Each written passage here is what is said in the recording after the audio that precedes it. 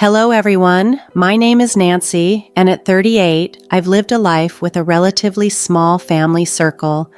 This made attending large gatherings quite rare, so marrying my husband Charles brought new experiences, including attending his large family events. The first of these was a grand family reunion. The venue buzzed with over 210 relatives enjoying the festivities, surrounded by lively music and joyous conversations. This was a common celebration for Charles, whose family tree is expansive. For me, it was a novel and overwhelming experience. Charles's family was grandly marking this reunion, an occasion meant for meeting distant relatives and enjoying an array of delicious dishes. However, what was intended as a joyous day soon turned into an ordeal for me. My mother-in-law, Amy, has always been a thorn in my side, treating me with disdain under the false belief that I was infertile, a misconception that deeply hurt me. My path to motherhood has been anything but straightforward, marred by numerous doctor visits, emotional ups and downs, and repeated disappointments. During the reunion, Amy confronted me with hurtful remarks about my supposed inability to conceive, cloaked in feigned concern. She blurted out in front of others, "Nancy, my dear, still no pregnancy? You should hurry, you're not getting any younger. Oh, wait, you're infertile, what a shame. I wish my son had married someone capable of having children." Her words stung sharply. I was shocked at her blatant cruelty and asked her to repeat her words, not fully believing what I had heard. Adding insult to injury, Amy wasn't satisfied with just a private confrontation. Seizing the opportunity presented by the loud gathering, she approached the DJ and asked to use his microphone. The music dimmed and a hush fell over the crowd as she prepared to broadcast my personal struggles to everyone present. I felt a deep, sinking dread about what she would say next, knowing that the entire assembly of Charles's family was now tuned in, awaiting her next words. I never intended to create a scene, but as the events unfolded, I realized this could serve as a learning moment for everyone involved, reminding us of the value of sensitivity in a family setting. Charles, my husband, was mingling with relatives when he sensed trouble brewing from afar. His mother, known for lacking tact, had seized the microphone at the family reunion. Aware of her tendency to speak ill, especially about me, he hurried towards the DJ booth. However, distance was not in his favor, and he couldn't reach her in time. With the microphone in hand, my mother-in-law began, "If you look over at Nancy, you'll notice she isn't pregnant, nor has she been in the 7 years she and Charles have been married. Shocking, isn't it? But it's not her fault. She is infertile." Charles tried to interject, shouting, "Mom, that's enough!" But his voice was swallowed by the crowd, powerless against the amplified sound of the microphone. Undeterred, she continued, "Don't worry, Charles, this is a teachable moment. Nancy, I know it's hard, but you need to hear this. You are infertile, and by not resolving this, you're wasting everyone's time. We're all aging, and I want grandchildren. Maybe it's time you considered a surrogate, or even a divorce." The words stung deeply, and I stood frozen, my cheeks burning hotter than any dish at the buffet. Around me, a sea of faces turned my way, some disgusted, others sympathetic, and many visibly uncomfortable sharing in my embarrassment. "Seriously, Nancy, think about addressing your infertility. It's quite selfish and frankly embarrassing. I want a grandchild," she persisted before Charles finally managed to reach her and cut her off. At that moment, rooted to the spot, I felt as if I were encased in ice, with countless pairs of eyes fixed on me. The earth couldn't swallow me fast enough. Despite Charles's intervention, the harm was already done. The varied expressions of contempt, pity, and shared embarrassment from the crowd were almost too much to bear. For someone who detests pity, this was the ultimate ordeal. Feeling utterly helpless is not something I'm used to. I'm normally quite outspoken, but I found myself silenced under the watchful eyes of an entire family gathering. The DJ, noticing the tension, attempted to lift the mood and get the party going again, but the atmosphere had irreversibly shifted. While some guests resumed their festivities, whispers spread like wildfire. I knew this debacle would be the main gossip in family discussions for weeks. Overwhelmed, I did what seemed the only viable option at the moment. I ran. The feeling of being an outsider, unloved and scrutinized, was too much as I saw Charles and his mother, Amy, heatedly discussing the event. I dashed inside the house and locked myself in the nearest bathroom, where I broke down and wept. After what seemed an eternity, I heard a knock. It was Charles. His first words upon seeing my tear-streaked face were, "I swear to God, after today, I'm never speaking to that woman again." "But Charles, you can't just cut off your mother," I responded, even though a part of me wished he could. "Yeah, well, she's also a bully," he retorted, his frustration evident. Feeling utterly defeated, I confessed, "I can't ever show my face here again." Charles, always my protector, quickly said, "We can leave right now if you want. Just say the word and we're out of here." But leaving felt like giving up, and I wasn't ready to admit defeat just yet. "What did you say to her?" I asked, curious about how he had defended us. Charles recounted how he had confronted his mother about her cruel words and inappropriate behavior. "Why would she even say something like that? We don't even know half of the people here," he questioned, still in disbelief. "I know, love," he continued, his voice softening. "I've let her walk over you for too long. I'm sorry it got to this point." We embraced, and I continued to cry in his arms. This was why I cherished Charles so deeply. Having been taught during my childhood to always be strong and hold back tears, Charles was always there to catch them and offer consolation. Pulling back slightly, I looked up at him. His warm brown eyes met mine, reinforcing my love for him all over again. This moment, despite the chaos, reminded me of the strength we shared. Despite the tears still streaking down my face, I managed a weak smile, seeking solace in a happier memory. "Do you remember how we first met?" I asked Charles, hoping to distract myself from the recent embarrassment. Charles chuckled, his eyes lighting up with the recollection. "Of course I do. How could I forget? It was a perfect day." I laughed too. The memory was vivid in my mind. We were both at the university library, vying for the last available power outlet. What started as a minor squabble turned into a deep and engaging conversation that lasted for hours. By the time we parted, we had exchanged numbers, and as they say, the rest is history. "I love you so much, Charles," I said, feeling a surge of affection for him. "I love you too, Nancy, more than anything in this world. And if you want to leave this party, just let me know. It's pretty much over after what my mother did," he replied, his voice firm yet caring. "Charles, do you remember when we found out?" I prompted, changing the subject to something more personal. He nodded, a serious expression crossing his face. "Yes, I remember. We were trying so hard, and I secretly feared it might be me with the issue. But when we learned it was actually you who was infertile, it felt even more heartbreaking. I could have handled it if it were me, but not you. You're just so perfect. I never expected it or wanted that for you. I'm so sorry."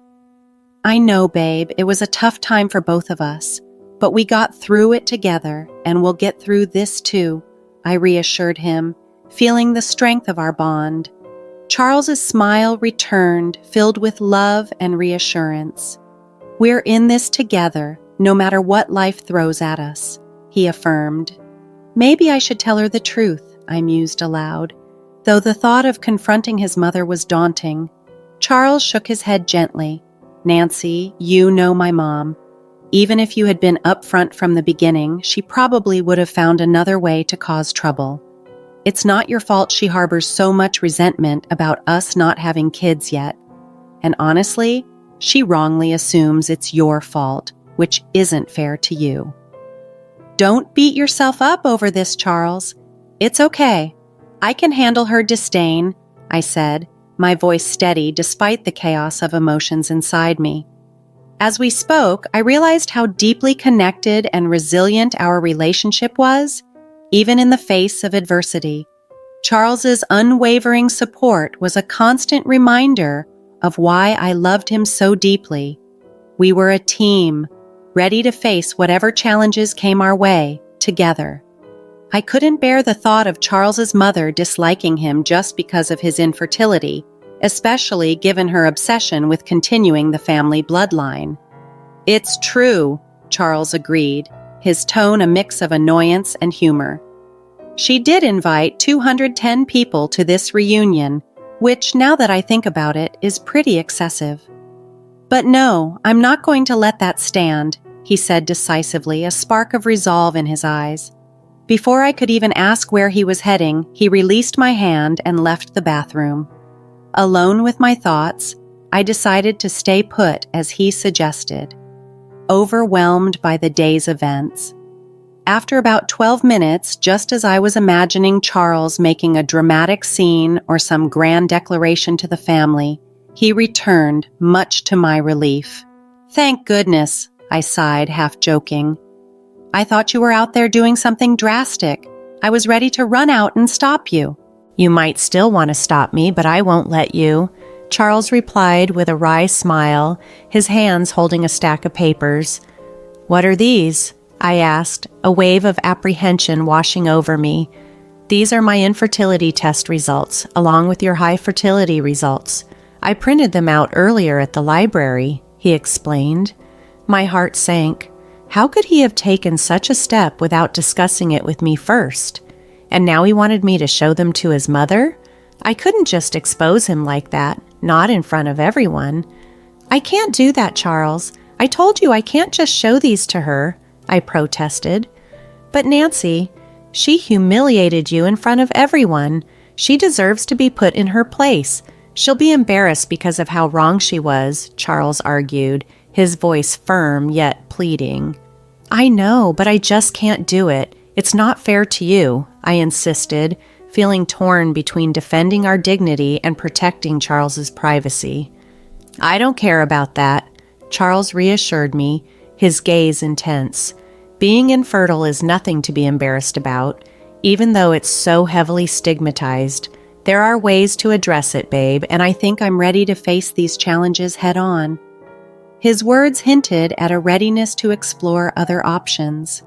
"I think we should look into alternative methods of conceiving," he suggested gently, his demeanor calm yet determined.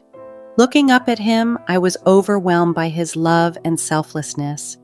How could he be so willing to put himself out there, ready to tackle his condition and explore solutions? For so long, infertility had been a sensitive topic for us.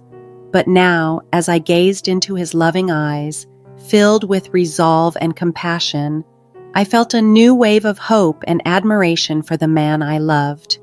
We were in this together, ready to face whatever came our way. Witnessing Charles's journey of healing and growth brought us to this pivotal moment of clarity and compassion, but I couldn't shake the feeling that this was about more than just confronting an issue. It was about the respect I'd never received from his mother.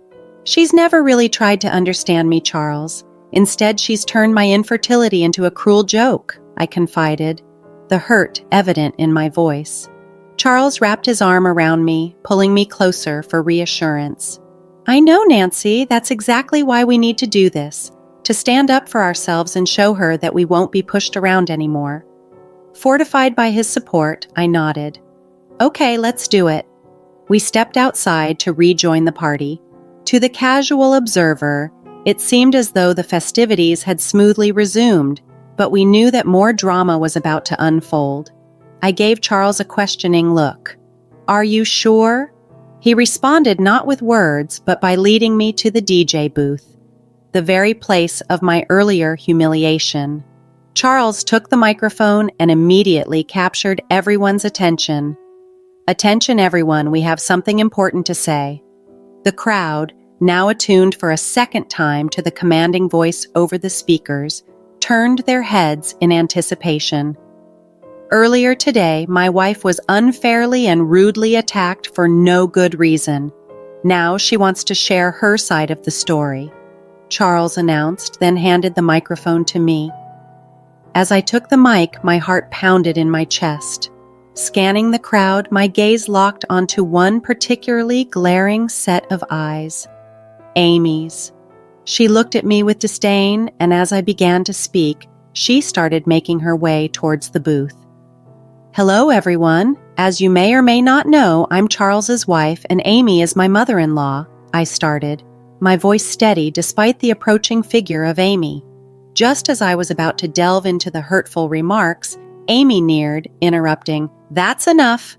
But instead of fear, a wave of confidence surged through me, amplified by my growing frustration with her constant disrespect. "You will not interrupt me while I speak. I gave you a chance to speak and now it's my turn," I declared, surprising even myself with my newfound assertiveness. Taken aback by my firmness, Amy fell silent. "Thank you," I continued. "As I was saying, I need not repeat the exact words said about me. It's not just about what was spoken. It's about respect, understanding, and family, values we should all hold dear.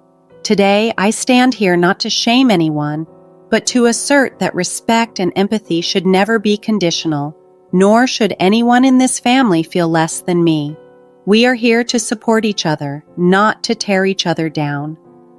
The crowd listened, some nodding in agreement as I shared not just my grievances, but a message of unity and respect, hoping it would resonate not just with Amy, but with everyone present. As someone who values truth highly, I felt compelled to correct the false information spreading about me and my family, even though it involved very personal details. Facing Amy directly, I took a deep breath and spoke clearly. "You seem to think I'm infertile and unable to have a baby. Let me clarify the real situation. It's your son, Charles, who is infertile. Here are the documents to prove it." Charles handed the documents to a stunned Amy while whispers and gasps spread through the crowd. I glanced at Charles, concerned about how he was handling this revelation in public. To my relief, he was smiling, almost amused by the shock on everyone's faces, especially his mother's. The silence that followed was palpable, with all eyes fixed on us. Amy's face lost color, shock etching her features deeply. "What are you talking about? This can't be true," she stammered, disbelief clouding her voice. "But it is true. And what's more, I am the one with a high fertility rate," I added, which only intensified the murmurs and gasps around us. The scene felt like something out of a dramatic movie. Stammering, Amy turned to Charles. "I don't even know what to say. Charles, why didn't you tell me about this?" Charles's response was calm but firm. "Maybe because I wasn't ready. Infertility can be a sensitive topic, and I know you wouldn't have treated me this way if I were in that position, but trying to embarrass Nancy in front of everyone like that, that's not something I can just overlook. I had to set the record straight." "I'm so sorry, Charles," Amy murmured, her voice small. "Don't apologize to me," Charles replied sternly. "Apologize to Nancy."